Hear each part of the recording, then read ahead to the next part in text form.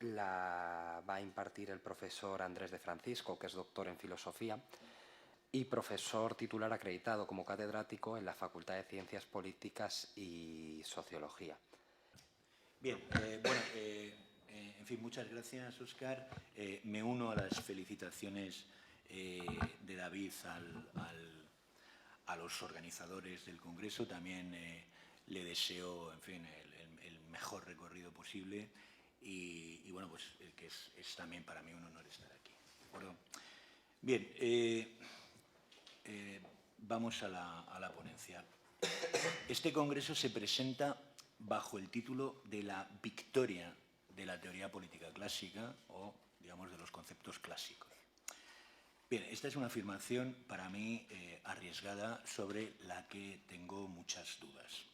Es verdad, por un lado, que los clásicos tienen una dimensión universal que los hace imperecederos, por lo que siempre volveremos a ellos, siempre volveremos a Platón y Aristóteles, siempre habrá una conversación abierta con ellos. Este congreso es prueba una más del interés perenne que despiertan los clásicos. Bueno, relativamente, ¿no?, a juzgar por la audiencia. Pero bueno, pero esto no sanciona una victoria. O sea, ese interés perenne que tengan los clásicos no sanciona la victoria de los clásicos. Si los conceptos clásicos hubieran vencido, estarían vivitos y coleando entre nosotros con toda su carga semántica, con todos sus matices, con toda su fortaleza. Pero no. Los conceptos clásicos, como los de ciudadanía, virtud y democracia que voy a tratar aquí, se han tenido que batir el cobre con el propio devenir histórico. Y en esa lucha, que puede entenderse como una lucha por la supervivencia, han sufrido heridas, amputaciones y algunos hasta sucumbieron definitivamente. Si no fuera así, no serían necesarios los revivals, como el importante revival republicano que ya desde los 60 del siglo pasado se inició con la historiografía norteamericana de los Bailyn y los Wood, con la escuela de Cambridge de los Skinner, luego también en la filosofía del derecho constitucional con los Michelman y los Sunstein, y con filósofos e historiadores de la talla de Biroli o de Pettit. Pero los revivals son lo que son y dan de sí lo que dan de sí. El revival republicano no tardó en dar paso al giro populista en teoría y filosofía política, con mucho menor peso académico, pero desde luego con mayor impacto político. Además, los revivals se hacen tácita o explícitamente con la heurística gadameriana del prejuicio, es decir, desde las inquietudes y preocupaciones del presente, buscando siempre alguna fusión de horizontes, alguna síntesis.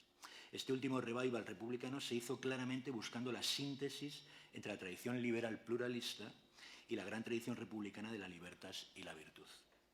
Una síntesis que, a juzgar por el triunfo de los populismos y con el giro autocrático contemporáneo, no ha tenido mucho recorrido más allá del aula universitaria y la biblioteca. Calibrar la victoria de los conceptos clásicos exige, a mi entender, otra aproximación. Exige lo que quisiera llamar aquí una heurística de la distancia, con el fin de entender la transfiguración que los conceptos clásicos han sufrido en su exposición y adaptación a los grandes cambios históricos. En la línea del Pocock, del Machiavellian Moment, adelanto los tres fundamentales: el cristianismo, el Estado moderno y lo que Hirschman llamó el paradigma de los intereses, esto es, la sociedad comercial del capitalismo.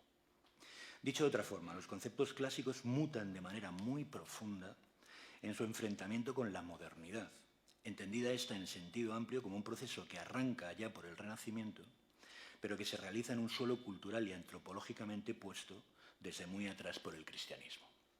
A esto es a lo que quiero dedicar esta conferencia, a la gran transformación de estos conceptos en cuyo nombre, paradójicamente, se forjó el mundo moderno. Y lo voy a hacer en un plano de gran abstracción, pero porque considero que solo así podemos tener una perspectiva realista también respecto de nuestro mundo contemporáneo. Empezando por la ciudadanía. El ciudadano en el mundo antiguo, polites, cibes, es ante todo el miembro de una comunidad política que delibera y codecide en condiciones de igual libertad sobre lo justo y conveniente para todos. Este es el núcleo normativo central del concepto, el núcleo que mantiene su eco y resuena por debajo de las transformaciones que el concepto sufre a lo largo del tiempo. El polités es un isotés. Ahora bien, ni siquiera ese núcleo mantiene una continuidad pura. El ciudadano moderno también es igualmente libre dentro de su comunidad política, pero ni la igualdad ni la libertad son ya lo mismo. Por ejemplo, una parte fundamental de la igualdad cívica antigua era la igualdad de palabra, la isegoría. En la Atenas clásica, decir isegoría, como recuerda Finlay, era decir democracia. No bastaba con la isonomía, la igualdad ante la ley. Y esa igualdad de palabra iba ligada a una institución central, la asamblea o eclesia, aunque también a la estructura consejista de algunos de sus órganos de gobierno. Obviamente, esa institución, la asamblea, pasó a mejor vida en la modernidad. Nuestros parlamentos son asambleas deliberativas, en ellas hay igualdad de palabra, pero el ciudadano propiamente está fuera de ellas. En los parlamentos están los representantes de los ciudadanos, no los ciudadanos. El ciudadano moderno no es iségoros, tan solo es isónomos. De hecho, una de las diferencias de poder e influencia en la sociedad moderna tiene que ver justamente con eso, con la muy distinta capacidad de influencia retórica que unos ciudadanos tienen respecto de otros, grupos mediáticos, partidos, corporaciones, etc. Obviamente también había demagogos y políticos profesionales en la Asamblea ateniense con mayor capacidad de influencia, pero la situación era radicalmente distinta en comparación. La idea de representación es medieval y el mundo moderno la toma de ahí, no del mundo clásico, y marca una diferencia, una quiebra con el mundo antiguo. Recuerden a Rousseau y su insistencia en que la voluntad general no se deja representar. Tampoco la libertad se entendía de la misma manera. La libertad antigua era libertad de amos, sui iuris, frente a esclavos o siervos, alieni iuris. Era libertad positiva y política, liberty by the laws, más que personal y negativa, liberty from the laws. Constant y luego Fustel de Coulanges y luego Ortega y luego Berlin y luego Petit han insistido suficientemente sobre las consabidas diferencias entre la libertad de los modernos y la de los antiguos, así que ahora no insistiré yo en ellas. No obstante, puede decirse que el principio de la aequo libertas, de la igual libertad, la condición de igual libertad sigue siendo el ideal regulativo que vertebra el concepto también moderno de ciudadanía, pese a las distintas maneras de entender tanto la libertad como la igualdad. Ahora bien, hay elementos claves del ideal antiguo de ciudadanía que se han perdido, para bien o para mal. Uno de ellos, fundamental, era el elemento militar. El ciudadano antiguo era a la vez soldado. Nos lo solemos representar con toga o vestido de civil en el ágora o en el foro y la asamblea. Pero también debemos imaginárnoslo con yelmo y coraza dispuesto para el combate. En Atenas hay una perfecta traducción de clase de las distintas posiciones dentro del ejército.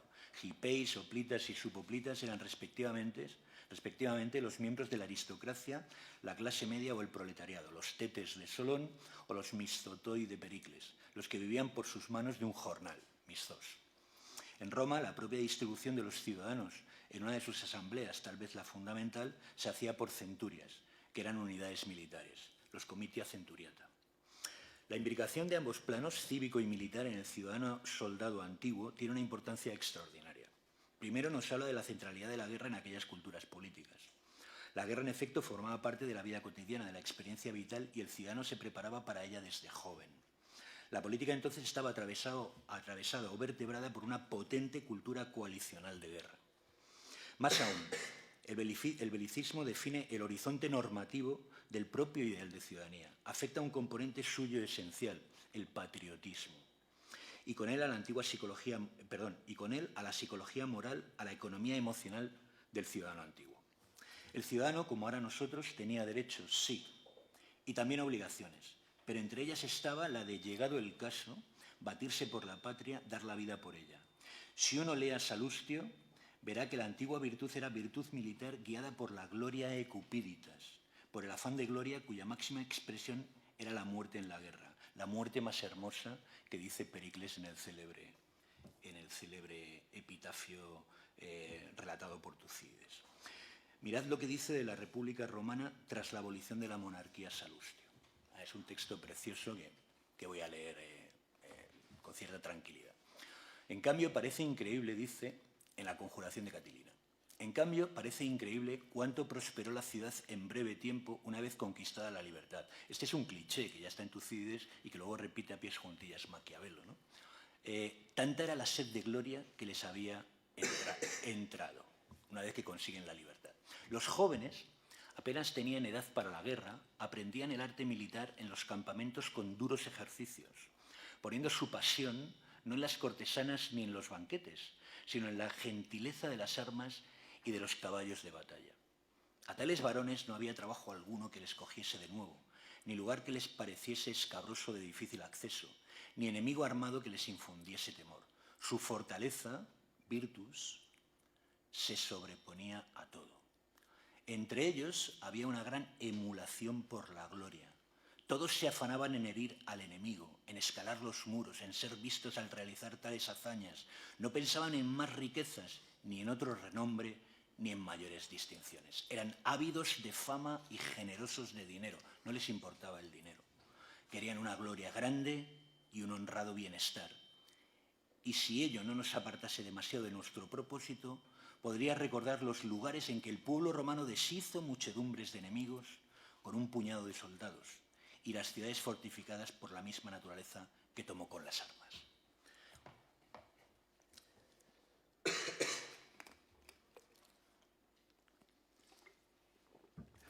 La desconexión entre cibes y milites se produce relativamente pronto con la emergencia de los ejércitos permanentes y profesionales.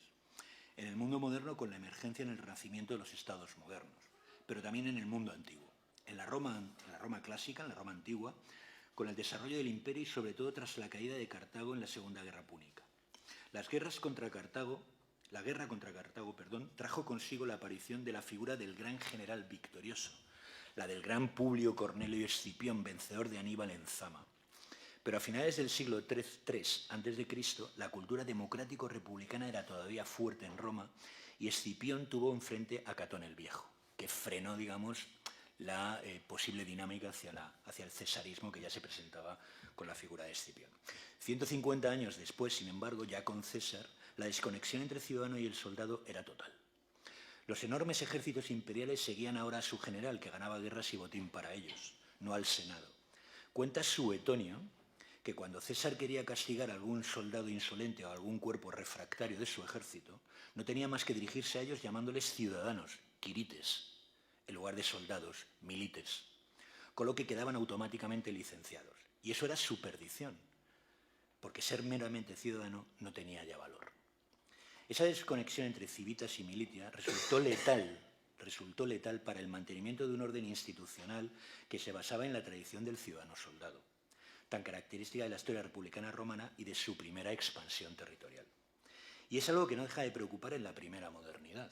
El ejemplo que nos viene a todos a la memoria es el de Maquiavelo, que es perfectamente consciente de la amenaza militar que representan España y Francia, sobre todo para la Libertas republicana de Florencia y de las ciudades libres italianas, justamente por sus ejércitos permanentes. No deja de ser un ejercicio inútil de nostalgia histórica que Maquiavelo intentara armar una milicia ciudadana con base campesina para hacer frente a semejante potencia militar. Y luego Harrington, siguiendo a Maquiavelo un siglo después, es incapaz de concebir al popolo si no es como popolo armato. El ciudadano moderno, integrado en los modernos estados nacionales, ya nunca será ciudadano soldado. Y con ello se perderá para siempre una fibra fundamental de su psicología moral, el amor patria. Cuando uno oye decir que el verdadero patriotismo es pagar impuestos para que el Estado prospere o cosas por el estilo, no queda más que sonreír. La única manera en que el mundo moderno ha podido emular aquellas identidades patrióticas antiguas ha sido a través del nacionalismo, que nuevamente llega siempre a su máxima expresión en presencia de un enemigo externo y de la amenaza de guerra. Pero al nacionalismo moderno siempre le faltó la paideia cívico-militar, carecía de los valores que sustentaban esa paideia. El hombre moderno quiere que otros hagan la guerra por él. Es esencialmente un individuo privado cuyo vínculo con la cosa pública es cuando menos débil. A esa desmilitarización y a la consiguiente despolitización de la ciudadanía contribuyó de manera poderosa el cristianismo. El Maquiavelo de los Discorsi y el Rousseau del Contrato lo sabían perfectamente y así lo dejaron escrito. El primero acusa al cristianismo de haber debilitado al mundo, haciéndolo presa fácil de los hombres malvados.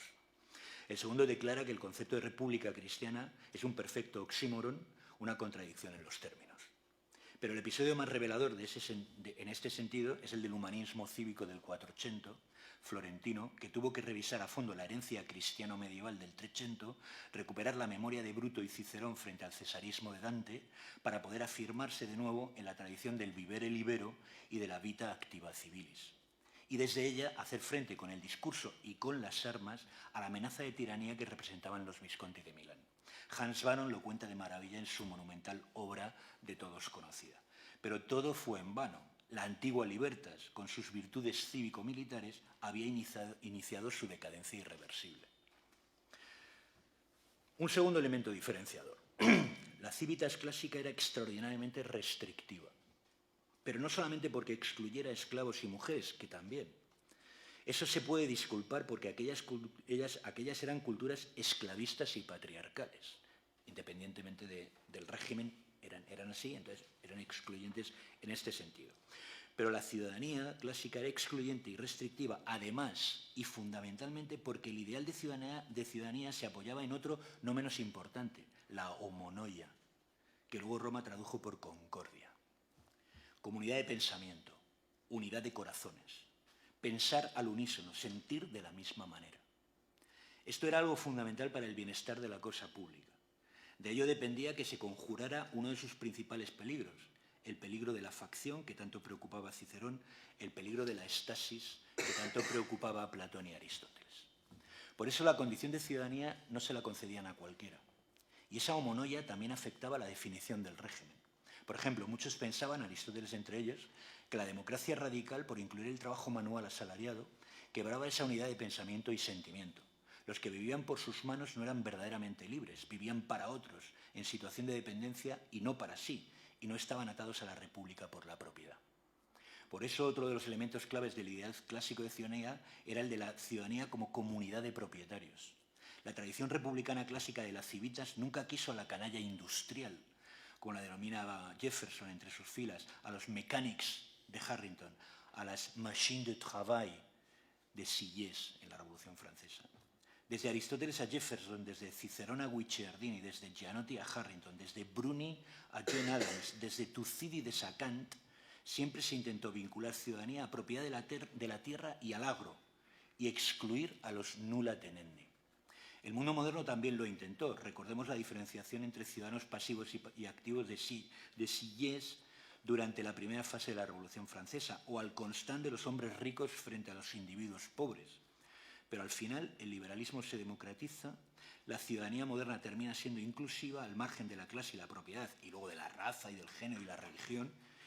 Sin duda esto es un avance, pero tiene como consecuencia que el ideal de la homonoia y la concordia es mucho más frágil ahora que antes. No es que no interese ese suelo común al mundo moderno. La modernidad política se hace sobre la base de una serie de ideas que apuntan en esa dirección. El consentimiento, el contrato social, la soberanía popular, la voluntad general. Y el constitucionalismo moderno americano y también francés se diseña con la mira puesta en evitar el faccionalismo, sobre todo el de la facción de mayoría, todo hay que decirlo. Pero la sociedad civil moderna es estructuralmente plural. Está constituida por lo que se ha llamado el hecho del pluralismo. Incorpora el disenso y la crítica como valores fundamentales de su ética. Esto lo sabía muy bien Rousseau y se desesperaba. Buscaba una voluntad general, pero no veía más que voluntades individuales incapaces de alcanzar semejante consenso. Por eso estaba dispuesto a proponer lo imposible, prohibir los espectáculos, eliminar las asociaciones, lo que fuera. Hoy el consenso al que aspiramos es de capa mucho más fina. Es, por decirlo con Rawls, consenso entrecruzado. Es consenso político, no metafísico. Y Petit, de hecho, deja caer la idea del consentimiento para sustituirla por la de la contestación. Su democracia republicana es una democracia disputatoria, en la que el ciudadano tiene sobre todo el derecho a protestar, el derecho a la protesta. Es una especie de derecho político negativo, porque el sistema parece como que no tiene cauce real para canalizar el consentimiento efectivo. Como vemos, la idea clásica de la concordia basada en una ciudadanía restrictiva se quedó por el camino. Y en cierto modo mejor así, porque todos sabemos que cualquier intento de homogeneizar pensamiento y de hacer latir los corazones al unísono solo puede hacerse mediante la opresión en la sociedad moderna. El mundo moderno cambia el ideal de la concordia por el de la tolerancia a la diferencia, cosa bien distinta. La concordia y la homonoia eran, sin embargo, valores decisivos de la gran tradición republicana clásica. Hay todavía un tercer elemento que separa el ideal clásico y el moderno de ciudadanía. Aquel era eminentemente político, estaba ligado a la polis, a la ciudad, al Estado. Emergía de la propia naturaleza política del ser humano, porque, como decía Aristóteles, no nos bastamos a nosotros mismos como las bestias o los dioses, y necesitamos de la polis para nuestra propia suficiencia y bienestar. El mundo moderno recibe esa herencia política, cómo no, la gran tradición aristotélico-poliviana de los gobiernos mixtos, con su filosofía republicana de la dispersión y el control del poder, aunque en su versión más elitista, también hay que decirlo, es decir, la que toma a Esparta, Roma y Venecia como modelos, no a Atenas. Pero en paralelo a esta tradición, que también recibe la tradición eminentemente política del mundo antiguo, en paralelo fabrica otra que se inicia en las postrimerías del mundo antiguo, con el ocaso de la polis, con el helenismo. Esta es una tradición prepolítica o transpolítica, si queremos decirlo así, que trasciende la polis, es decir, que toma la perspectiva de la cosmópolis, que mira al ser humano, como en el estoicismo, como miembro de una comunidad universal de razón, que luego con el cristianismo lo entiende como criatura unificada en el pecado y la caída, que luego se arma en el iusnaturalismo moderno católico y protestante, que ahora tanto da, y que termina derivando en una nueva idea a la que el mundo antiguo es completamente ajeno, la de los derechos fundamentales e inalienables del hombre. ¿Qué hace la modernidad con esta doble herencia política y transpolítica? Muy fácil, las conjunta. Y así en la Revolución Madre, donde confluyen las dos líneas, las dos trayectorias, se declaran solemnemente los derechos del hombre y del ciudadano. Así de fácil, con una mera conjunción hilativa. Parece una conjunción perfecta y aproblemática, pero lo cierto es que esa conjunción esconde una de las tensiones fundamentales del mundo moderno. Los derechos del hombre y los del ciudadano simplemente apuntan en direcciones diversas y pueden colisionar. Veamos la formulación más clara que de esos derechos inalienables hace Jefferson en la Declaración de Independencia. Los hombres nacen iguales, dice, y esa igualdad consiste en que comparten los mismos derechos inalienables a la vida, la libertad y la búsqueda de felicidad. Esto lo recogen las dos declaraciones de derechos de la Revolución Francesa, la del 89 y la más democrática del 93. Y ambas añaden, también la democrática, entre los derechos fundamentales el de propiedad. Pues bien, si solo nos quedamos con esos derechos, lo que tenemos es un escenario de máxima desigualdad real o material. Máxime si dejamos que esos derechos jueguen a través del mercado en la moderna sociedad comercial, la de los intereses del dinero y el capital. O sea, todos ejercemos el derecho a la felicidad, pues sálvese quien pueda y unos tendrán más y otros menos. Una sociedad así terminaría en la anarquía de una lucha abierta por la supervivencia de todos contra todos y no dejaría ni rastro del ciudadano. Solo mantener la seguridad, el derecho a la vida, de Jefferson, en un escenario así exigiría la presencia de un leviatán que impusiera el imperio de la ley. No es en absoluto casual que el origen de la concepción negativa de la libertad de los modernos, como todos sabemos, esté justamente en Hobbes. El estado mínimo de los liberales no es otro que el leviatán hobbesiano que hace valer los derechos de libertad a la vez que garantiza la seguridad de todos, un guardián nocturno. Obviamente, para eso no se necesita el ciudadano, basta con la condición de súbdito del Estado, de un Estado que, como luego dirá Max Weber, se arroga el monopolio de la violencia legítima. La economía política pondría cuerpo y alma a ese individuo abstracto, mero sujeto de derechos inalienables, y con buen criterio sociológico lo identificó como burgués. Así pudo asignarle una psicología motivacional. ¿Cuál era su motivación principal?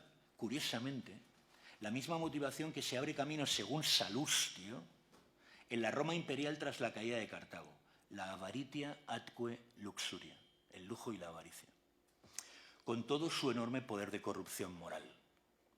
Al burgués no le mueve el afán de gloria ni el amor a la patria, sino la codicia, el afán de riqueza, la seducción del lujo, maximizar su utilidad privada, su beneficio. No aspira a la suficiencia económica, como quería Aristóteles para el ciudadano antiguo, sino a la acumulación crematística de riqueza sin límite. Y no hará falta recordar la importancia crucial, la importancia ética crucial que la noción de límite tiene para la ética aristotélica. Y ese burgués lo único que pide es un Estado que proteja sus bienes, su propiedad, su riqueza y su dinero, un Estado burgués. Pero este Estado ya no es el Estado del mundo antiguo, el espacio de consumación del hombre en su calidad de hombre político. Es un instrumento, un mal menor necesario para salvaguardar derechos naturales, esto es, prepolíticos, derechos de libertad negativa de hombres particularmente apegados a lo que Tocqueville gustaba de llamar pequeños y vulgares placeres. Un mundo de idiotas, en el sentido clásico, de individuos encerrados en su idiocia, en su privacidad. Pero la ciudadanía, el ideal de ciudadanía responde a otras lógicas. Por un lado, la del bien público y el interés general. Es decir, la de la ley como expresión de lo universal. Como pensaba Rousseau, el ciudadano solo puede tener una voluntad, la general. Por otro lado, la ciudadanía aspira al autogobierno. El burgués puede ser mero súbdito de un Estado que deja hacer y deja pasar. El ciudadano es políticamente soberano o no es. El ciudadano es... Por ello, desde el principio, hay en la modernidad una tensión irreductible entre el bourgeois y el citoyen, entre el homo economicus y el homo politicus, entre derecho y soberanía. Y por eso, durante gran parte de la modernidad, y aún hoy, las élites económicas han intentado colonizar el espacio público, controlar el Estado, hacerse con la soberanía y asimilar la voluntad general a la voluntad particular de la clase económicamente dominante. Los intereses del dinero, los de los selected few que decía Hamilton. Y durante gran parte de la historia contemporánea lo logró sin tapujos. A este largo periodo de dominio político abierto de la burguesía, Carl Schmitt lo llamó parlamentarismo burgués. Pero el liberalismo se democratizó y el sufragio universal se hizo realidad. Los partidos de masas sustituyeron a los partidos de notables y los no propietarios, los pobres, los aporoi, el mundo del trabajo, volvió a la praxis como en la antigua democracia ática. Entonces se puso de manifiesto una contradicción fundamental de la sociedad moderna, que es sociedad capitalista, la contradicción entre el capital y el trabajo. No es la única contradicción, sin duda, pero es fundamental. Mientras el mundo del trabajo estuvo soterrado en un espacio subcivil y apolítico, es decir, en la idiocia, bien iba la cosa. Había homonoia y consenso y verdadera discusión pública entre miembros de una misma comunidad política de propietarios. Eso era justamente el parlamentarismo burgués. Un régimen con homonoia, con concordia, pero la concordia intrínseca a la comunidad de propietarios. Pero cuando los no propietarios entraron en la escena política, esa homonoia se quebró y la tensión entre soberanía y derecho se hizo patente. El principio de soberanía democrática amenaza directamente los fundamentos liberales de la sociedad civil burguesa. Y esa amenaza es estructural. Para empezar, como no puede ser de otra forma, amenaza los intereses de la propiedad. Los intereses de las clases subalternas, una vez que entran en la praxis, apuntan en la dirección de la protección social y del estado del bienestar, pero no ahora. Esto es desde el principio. La más democrática Constitución francesa de 1793 habla ya de la deuda sagrada que la sociedad tiene para con los ciudadanos desgraciados, la de socorrerlos y asegurar su derecho a la existencia. Es el célebre artículo 21. Y en el 22 habla de la instrucción como una necesidad de todos. Obviamente, todo eso hay que pagarlo vía impuestos y ello implica que el Estado entra en la esfera privada burguesa del dinero, la riqueza, las rentas y la propiedad. La democracia de masas moderna apunta en la dirección no del Estado mínimo, sino del Estado total schmittiano. Adicionalmente, los intereses agregados de las mayorías ofrecen un fundamento utilitarista, en sentido técnico, bentamita, para recortar derechos fundamentales de las minorías. Definitivamente, la síntesis de liberalismo y democracia, derecho y soberanía, es una síntesis precaria. En realidad, bien pensado, solo funcionó adecuadamente durante la edad dorada del estado del bienestar, bajo condiciones que posiblemente no se repetirán. Pero como estamos viendo y como no dejamos de ver durante la primera mitad del siglo XX, la izquierda a izquierda y derecha del espectro político es una síntesis extremadamente vulnerable, máxime cuando la propia democracia de masas moderna ofrece una salida iliberal a sus propias contradicciones, la del liderazgo carismático, la de la democracia plebiscitaria, que sin duda abre la puerta al cesarismo democrático. No otra es la salida elegida hoy por lo que conocemos como populismo. El populismo no es sino un intento de sacralizar la voluntad general, de hacer que la soberanía del demos esté legibus soluta, como la antigua soberanía de los monarcas absolutistas. Los totalitarismos del siglo XX, como los populismos actuales, también atacaron los cimientos liberales de la democracia moderna de masas en nombre de la soberanía popular. Aristóteles vio mejor que nadie este peligro de tiranía democrática cuando afirmaba que en la democracia radical ateniense, donde imperaba el decreto y no la ley, el pueblo, seducido por los demagogos que les regalaban el oído, se convertía en monarcos. Aristóteles detectó un problema estructural de la democracia, antigua y moderna, pero lo cierto es que fue muy injusto con la antigua, porque aquella democracia tenía un entramado tal de mecanismos republicanos de control del poder, desde la rotación al sorteo, desde las rendiciones de cuentas a la deliberación y la publicidad, que la democracia estaba protegida de sí misma. Por eso, si en algún régimen de la antigüedad se respetó la ley, fue en la democracia, y donde se violó fue en las tiranías y en las oligarquías. El fundamento republicano de control del poder es mucho más débil en las democracias liberales modernas, pese a su herencia republicana clásica, y eso las hace más vulnerables a la oligarquización y a las pulsiones autocráticas de los ejecutivos y, por supuesto, también a la corrupción. Hoy día, si no fuera por el Poder Judicial, pocas seguridades tendríamos los ciudadanos de estar viviendo bajo el imperio de la ley. Pero también el Poder Judicial puede ser y es atacado. Por otro lado, como bien recuerda Aristóteles, el ciudadano antiguo gobernaba por turno, es decir, que tenía que saber mandar y obedecer. La rotación en el cargo era seña de identidad de la democracia antigua. Y esto cerraba el círculo entre el ciudadano y su comunidad política. El moderno representado no manda, solo obedece. Y los únicos ciudadanos que parecen rotar en el mando cuando no se enquistan son las élites. El ciudadano de la democracia antigua entendía al Estado como algo propio, es decir, gobernaba de facto, ocupaba las magistraturas y los consejos, decidía directamente en su asamblea. Era democracia participativa en un sentido fuerte. La democracia moderna, la más participativa imaginable, está muy alejada de aquel modelo. El ciudadano moderno es más bien un individuo gobernado. La distancia con sus gobernantes es verdaderamente sideral. Y además, entre medias, y esto es fundamental, tiene un enorme aparato administrativo que es un invento propiamente del Estado moderno y que se va consolidando y modernizando hasta convertirse en la moderna burocracia. Alejada de sus representantes y con ese gigantesco aparato burocrático entre medias, la sociedad moderna es solo sociedad gobernada, no autogobernada. Pero no solo eso, es además y necesariamente sociedad administrada. Y en esto no hay vuelta de hoja ni vuelta atrás. Caído el autogobierno del antiguo vivere libero, la gran cuestión de la sociedad moderna es si está bien gobernada y bien administrada. Es decir, si disfruta de buenas élites y si su burocracia funciona eficientemente. Esto puede parecer muy poca cosa, pero si lo discutiéramos veríais que es algo, en fin, que tiene una importancia enorme. A Ortega y Gasset no dejó de preocuparle lo primero, es decir, la calidad de las élites, tanto que le asignó a la universidad la misión de educar a las élites de profesionales para que no se convirtieran en nuevos bárbaros y estuvieran a la altura de los tiempos sobre los que iban a ejercer el mando.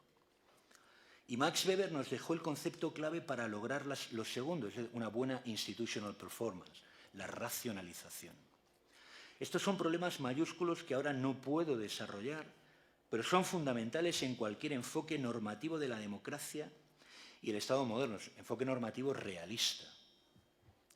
La calidad de nuestras élites, que son las que rotan y gobiernan, y la calidad de nuestra performance institucional. Sea como fuere, la democracia liberal moderna está peor pertrechada que la antigua para defenderse de sí misma, de sus enemigos iliberales, que son muchos. No olvidemos que al burgués, al espíritu burgués del que todos participamos, que inspira a la sociedad moderna, no le importa tanto quién gobierna, lo decía Berlin, como que el gobierno no interfiera en su quehacer privado, en su negocio, que le dejen hacer y dejen pasar. La salida bonapartista siempre es por ello una opción, no solo para los intereses del dinero, sino para los de un pueblo administrado y despolitizado, vuelto sobre su esfera privada con su cultura de súbdito y no de ciudadano. Pero hay algo más importante, y ya voy terminando, que nos separa del mundo antiguo, de aquella ciudadanía, de aquella democracia. La ciudadanía republicana antigua todavía aspiraba a sostenerse en la virtud. La crítica aristotélica a la democracia radical ateniense, la última que surge en las ciudades, se centra en el problema de la virtud, pero era el pilar fundamental de su constitución mixta, de su politeia.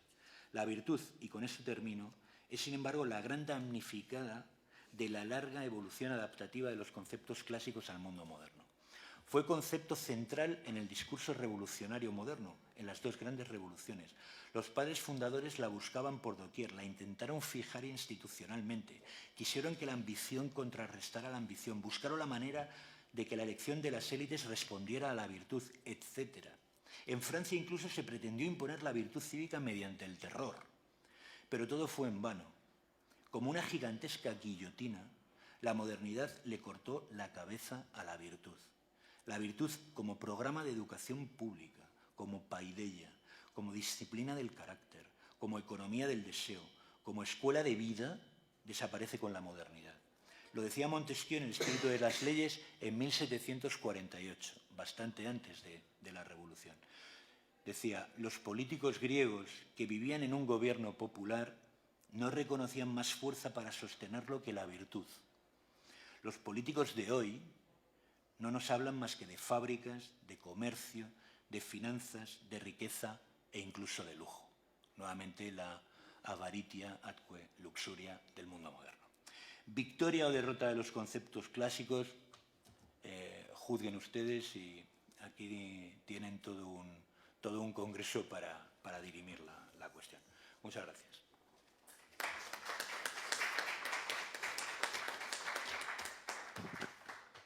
Muchas gracias por la conferencia. Me ha parecido magistral, estupenda, me ha gustado mucho.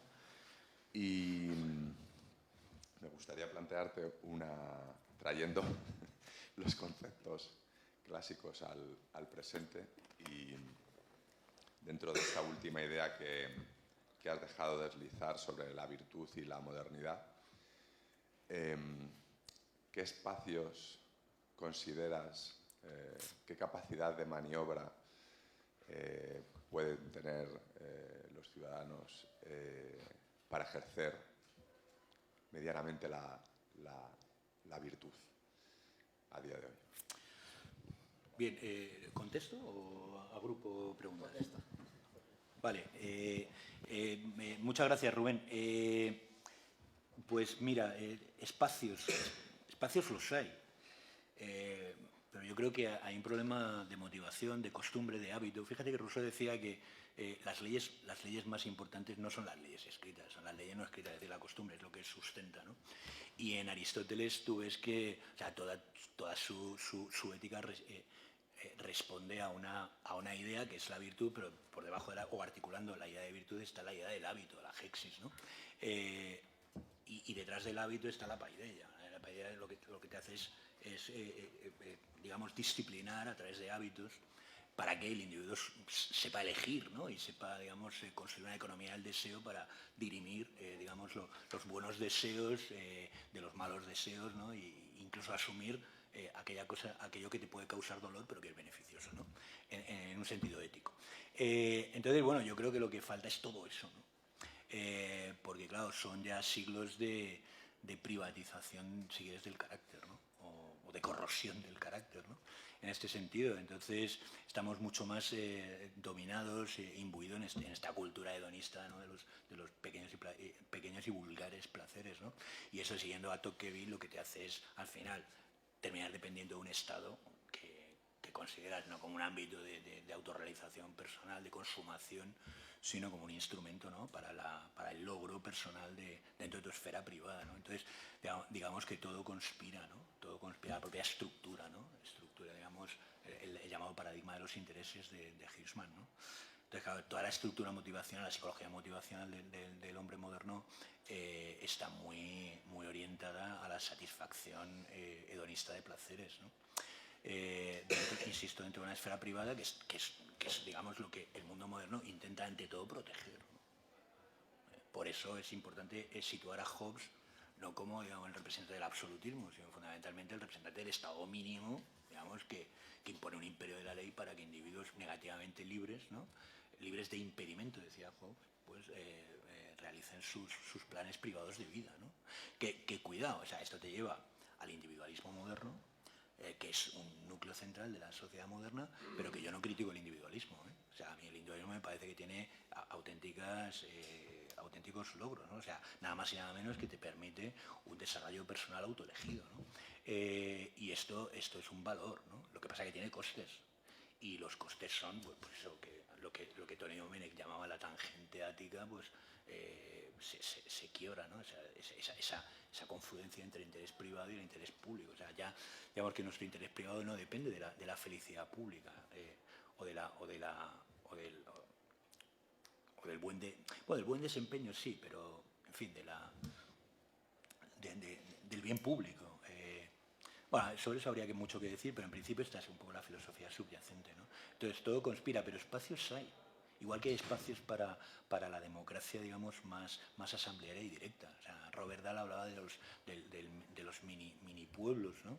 Y Fishkin, que es un discípulo de Dahl, pues hablaba de las deliberative polls, ¿no?, de las encuestas deliberativas. Hay espacio, pero hay que preguntarse por qué no se exploran.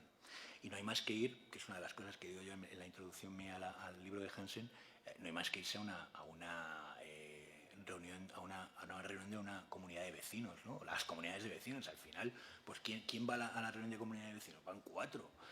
¿Por qué? Porque la gente quiere seguir siendo administrada, ¿no?, y que la dejen en paz. Y bueno, resuélveme los problemas, ¿no? Entonces somos sociedad administrada y sociedad gobernada. O sea, y todo lo que se diga en otro sentido, bueno, pues es un poco música celestial. Y por eso, desde una perspectiva realista, yo creo que teniendo en cuenta estas constricciones o estos hechos, digamos, de la estructura de la sociedad moderna, bien nos iría con tener buenas élites. Es decir, élites que al menos respondieran a la virtud de la prudencia, que no fueran aventureras e irresponsables, y que la burocracia funcionara bien. Funcionar bien quiere decir que no hay clientelismos, que no hay poros por los que se cuela la corrupción, que la justicia procedimental que subyace a la burocracia es efectiva, etcétera, etcétera. O sea, nos iría mucho mejor a todos, ¿no? Ahora, podemos pedir más cosas, podemos pedir democracias participativas, podemos pedir asamblea, podemos pedir sorteo, muy bien, pero lo más probable es que todo esto fracase. Mientras que una buena estrategia de racionalización, ¿no?, es decir, de inversión en institutional performance, es una inversión que puede ser muy rentable.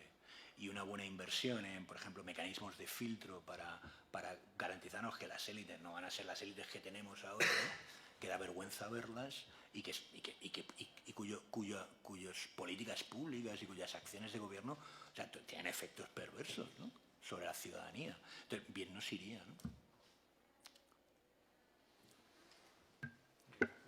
¿Hay alguna pregunta más del público? Si no, David.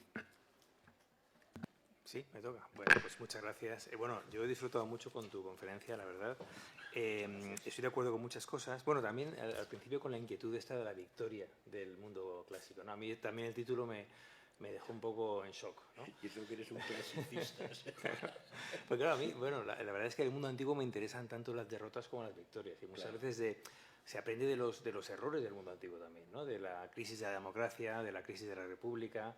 Por ejemplo, me sorprende que hoy día Marco Aurelio esté considerado como un modelo de éxito por algunos neoestoicos, cuando realmente se consideró un fracasado a sí mismo, ¿no? Nunca pudo ser filósofo, bueno, un emperador fracasado, que está muy bien, ¿no? Pero bueno, comparto esa especie de sorpresa con el título, pero quería comentar algunas cosas. Yo creo que en el principio está también la definición de la virtud, ¿no? Porque has hablado de la virtus romana, pero hay que hablar también de la arete griega, ¿no? Uno cuando dice virtud hoy día dice, bueno, la virtud suena como algo de así victoriano, de la virtud de una señorita, etcétera, ¿no? Pero la virtud, digamos, griega es la arete, que es la mejor manera de ser algo que tiene una cosa, una mesa, ¿no? Dice Platón, bueno, es como la quintesencia de cumplir tu misión, tu función, se suele traducir por excelencia, ¿no? Por eso, claro, virtud es un término, en Roma tiene un componente básicamente viril, ¿no? La raíz, el vir, ¿no? ¿no? El varón, ¿no? Es militar, lo has señalado con mucho acierto. Y bueno, pues estoy de acuerdo con todo ese recorrido y con el diagnóstico de que la clave está en la paideia, ¿no? En la paideia y su traducción latina, que es humanitas también, ¿no? Que es una cosa... A mí me gusta jugar, yo soy de griego, no de latín, pero me gusta jugar con ese imperio bilingüe que era el mundo romano, ¿no? Y tenía dos así, dudas que me surgen sobre la actualidad de estas ideas clásicas, ¿no? Primero, esto de que el ciudadano ya no tiene isegoría, ¿no? Sino que estamos representados en las asambleas parlamentarias, etcétera. Claro, hasta cierto punto se podría defender que el mundo de Internet, de las redes sociales, ha creado una nueva isegoría. Todo el mundo puede decir la suya, ¿no? Y de hecho influir muchísimo en la esfera política a partir de esa nueva isegoría de que cualquiera puede intervenir en una gran ágora, que a mí personalmente me horripila, ¿no? Que es esto de Twitter y tal, ¿no? Donde cualquiera puede ya... en fin, decir sus opiniones de una manera muy, muy agresiva a veces, ¿no? Luego, el segundo tema, que es otra duda, el tema militar, ¿no? La vinculación ciudadano con su prestación política y con su prestación militar, ¿no? El ciudadano en armas, que está en el derecho a llevar armas, en el right to bear arms americano, en Suiza, en muchos lugares, ahora está volviendo, ¿no? Sorprende ver que bueno, pues, estados del bienestar míticos y democracias europeas tan importantes como Suecia, en fin, Alemania, etcétera, están replantándose y volviendo al servicio militar obligatorio en tiempos convulsos donde la polis tiene que, se dice esta especie de eufemismo, rearmarse, ¿no? Que a mí no me gusta nada y me da un poco de miedo, ¿no? Y luego, bueno, esas son un poco las dos dudas, pero tengo mucho acuerdo contigo, me gusta mucho el análisis que has hecho del tema de la virtud y de la paideia.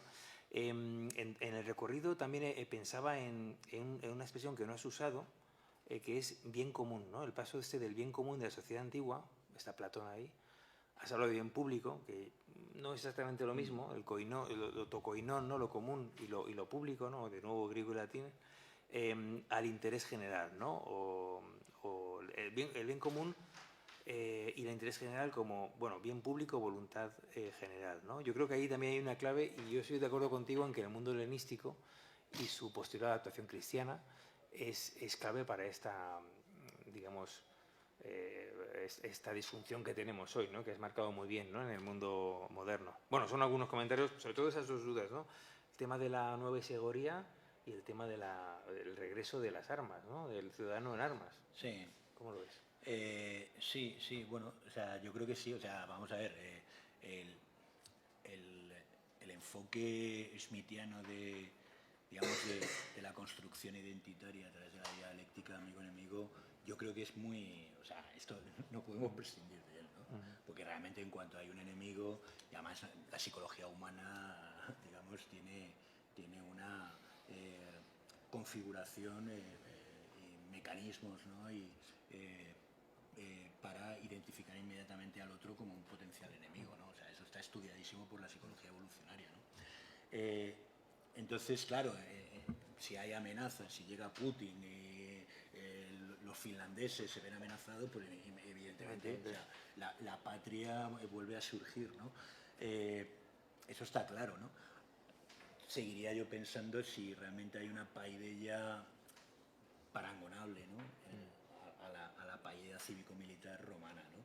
Pero sería cuestión de, digamos, de analizarlo. En general, el mundo moderno, el ciudadano moderno es un ciudadano bastante despolitizado, muy metido en su esfera privada y desde luego desmilitarizado, ¿no? En general, la modernidad. Luego hay casos y siempre, en la medida en que haya guerras siempre habrá soldados, pero yo creo que es cosa distinta, ¿no? Que detrás de esto haya una cultura cívico-militar basada en una virtus en sentido romano. Con respecto a lo de la diferencia entre virtus y la arete griega, o sea, evidentemente hay, pero también hay continuidad. O sea, yo creo que Cicerón tiene muy presente a Aristóteles en todo momento, ¿no? Y por ejemplo, el catálogo de virtudes concretas de Aristóteles, él la hace suyo, lo romaniza, por ejemplo, mete la fides con una virtud fundamentalmente romana, pero entonces es verdad, ¿no? Que el arete tenía un sentido más amplio en el sentido de excelencia. Claro, se habla, si tú eres un flautista muy bueno, eras un virtuoso de la flauta. Eso está claro. Pero se explota filosóficamente éticamente cuando se la entiende como excelencia del carácter. ¿Vale? Y ahí se desarrolla toda su teoría de la virtud eudeimónica, ¿no? O su teoría de la buena vida basada en la virtud, ¿no? Como excelencia del carácter. Y eso te abre un mundo, ¿verdad? De par en par empiezas a ver todos los entresijos, las dificultades que tiene esta teoría, ¿no? Que por otro lado es maravillosa y que hemos perdido. Entonces, es verdad, ¿no? Y es verdad que la virtud pues, tiene sus características propias en Roma, ¿no? Pero yo creo que también hay continuidades, ¿no?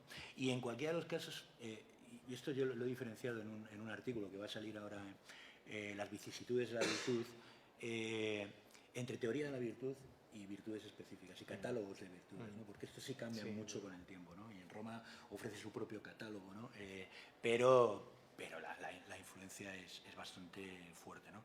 La isegoría y los youtubers que decías, o las plataformas, sí, o sea, estoy de acuerdo que esto ofrece un espacio para que haya más palabras, ¿no? Pero cuando hablábamos de isegoría no era solamente la libertad de expresión para hablar, era también la libertad de hablar en un espacio político, es decir, donde se tomaban decisiones, ¿no? Y yo creo que las plataformas no se dejan asimilar a un espacio político, más bien es un espacio de mercado, ¿no?